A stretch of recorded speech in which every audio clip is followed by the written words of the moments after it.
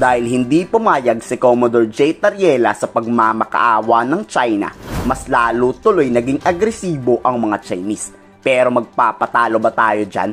Syempre hindi. Kung matigas ang muka ng China, mas matigas lalo ang muka ng mga Pilipino. 3 oras lang naman nakipaggirian ang barko ng VFAR sa China.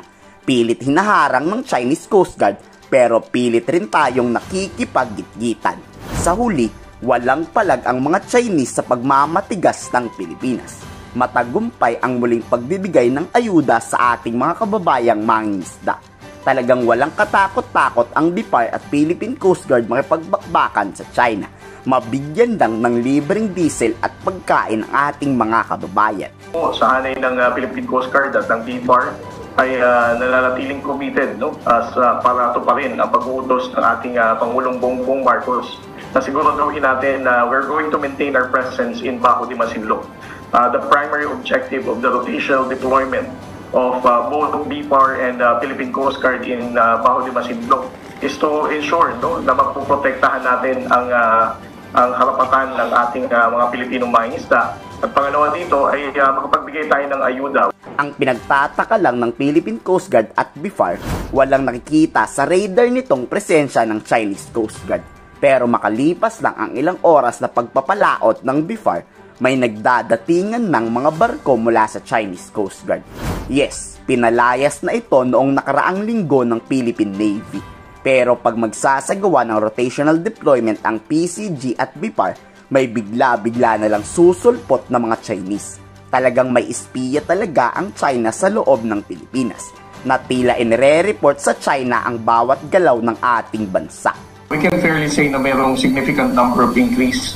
Pero I think probably the other reason is because dahil sa presence na natin ngayon, as what the President has directed the Philippine Coast Guard and BIFAR to have a rotational deployment in Baco de Masinloc. It's the first time that the Philippine government monitored the presence of Chinese fishing vessels. This is the first time that the Chinese fishing vessel participated in blocking and shadowing operation to prevent the BIFAR vessel from moving forward or getting closer to Baco de Masinloc. Para naman sa ating mga kababayang naghahanap buhay sa pangingisda, makakaasa raw kayo na laging nakasuporta ang Pilipinas para igiit ang karapatang nararapat naman talaga para sa ating bayan.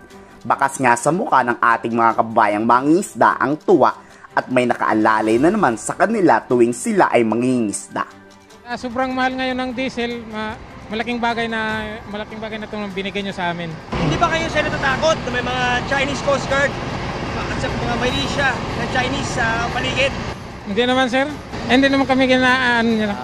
Ano po kami, nagpapasalamat kami kasi po yung itong pong lugar na to hindi po napapabayaan ng BIFAR ng ano po natin, ng lugar po natin na hindi po mag-ari yung China. Kaya po nagpapasalamat kami na kahit kami lang po yung mangingisda dito na pupunta po yung BIFAR dito, nagpapalakas loob sa amin na makapangisda pa po kami dito. Yung tulong po yun sir, yung pagpunta nila dito kasi po nakakapagbigay sila sa amin ng kahit paano konting tulong po na pangangailangan sa bangka po. Nagbago yun sir para yung karapatan natin sir dito sir para mag-isa talaga sa atin. Diesel sir, pamahal po ng pamahal. Tapos sa layo po ng tinatakbo namin sir, marami po kaming nauubos na diesel sir bago po makarating dito sa Scarborough. Malaking tulong para sa aming mangingisda. Kung sana mas madalas para mas malaki natin tipid. Nakikita nyo ba kung gaano kaganda ang ating karagatan? Yan ang kailamang hindi daw isusuko ng Administrasyon Marcos. Dito muling nangako ang pamahalaan na kahit anong mangyari ay ipaglalaban to ng ating gobyerno. Kayo, nagustuhan nyo ba ang muling pagmamatigas ng PCG at BIFAR makatulong lang sa ating mga kababayan? I-komento sa baba ang inyong saloobin.